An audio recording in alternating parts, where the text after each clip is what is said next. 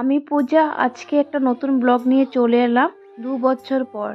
২ বছর পর কেন কথাটা বললাম সেটা তোমাদের সাথে একটু শেয়ার করুন।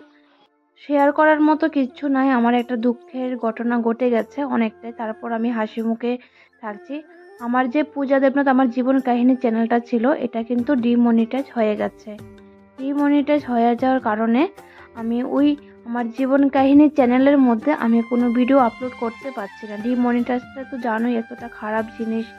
তো কি আর করব, তারপর ২ বছর আগে এই চ্যানেলটার পাসওয়ার্ড ভুলে যাওয়ার কারণে এখন যে পূজা ব্লগ এই চ্যানেলের মধ্যে ভিডিও আপলোড করতে পারিনি। এখন এটা ঠিক করেছি, তাই তোমাদের সাথে তো কথা না বলে দিনটা ভালো যায় না। তার জন্য এখন এই ২ বছরের আগের যে চ্যানেলটা ছিল এই চ্যানেলটার মধ্যে ভিডিও করছি। তো তোমরা অবশ্যই প্লিজ পূজা ব্লগের মধ্যে অবশ্যই তোমরা সাবস্ক্রাইব করে আমার পাশে থাকবে, বেল আইকন অন করে দেবে আর নোটিফিকেশনটা অন করে দেবে যাতে আমার ব্লগটা তোমাদের কাছে যায়। কি আর করব, ডিমনিটাইজ এসে গেছে। আমি কার্টুন ভিডিও দেওয়ার কারণে আমি তো ভালোভাবে বুঝতাম না যে কি কি নিয়ম আছে ইউটিউবের মধ্যে। ভিডিও করতাম, তোমরা অনেক অনেক ভালোবাসা দিয়েছো, তোমার দাদার চ্যানেলটার মধ্যে অনেক অনেক ভালোবাসা দিচ্ছ। আশা করব আমার এই চ্যানেলটার মধ্যে তোমরা ভালোবাসা দিবা। আর এই যে দেখো সকাল তো প্রায় অনেকটাই হয়ে গেছে না, তার লাগে আমরা চাটা খাইলামও। এখানে লুচি আর চা করছি। আর দেখো লুচিগুলি ভালো করে বাইজা লেগেছে তোমার দাদা ভাইয়ে ফুলকো ফুলকো লুচি দিক দিয়ে আমি চা করে লেগেছি, তোমার দাদা পুরিগুলি মানে লুচিগুলি বাইজা লেগেছে দিক দিয়ে আমি দুধও জাল দিয়ে লেগেছি। সকালবেলা দুধ রাখি ২৫০ করে, তো দুধটা নিয়ে আইসে, তো দুধটারও জাল দিয়ে লেগেছে দিক দিয়ে টিফিনও খাই লেগেছি। সকালে সকালেই দুধটা দিয়ে গেছিলো, আজকে চাটা খাইতাম অনেক সময় রাত্রেবেলা রাখা দিই। তো কইতাছে অনেক টেস্টি হয়েছে। আমি লুচি আবার টেস্টি, লুচি তো যেমনি বানানো লুচি টেস্টি হইব, সুস্বাদু হয়েছে সুস্বাদু।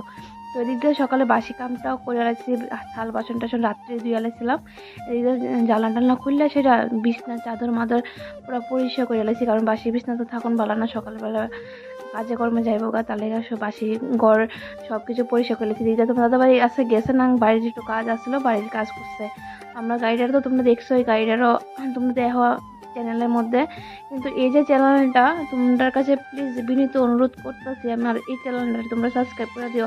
আগের চ্যানেলটার মতো ভালোবাসা দিও, চেষ্টা করুম আগের চ্যানেলটার যদি ঠিক হয়ে যায় তোমরা আশীর্বাদ দেয়, তাহলে আগের চ্যানেলটা আমি কন্টিনিউ করুম। এই চ্যানেলটার কি আর করুম, মানে কি তাদের কইতাম আর ভাইপা ফাটতেছে না। চ্যানেলটা এইভাবে আমি খেয়ালেছি নিজের হাতে, আমি ভাবদামই পাচ্ছি না। দিক দিয়ে দেখো আমরা বাড়ির দিক দিয়ে কুকুর বিড়াল ছাগল সব কিছু নিয়ে যায় মাঠের মধ্যে।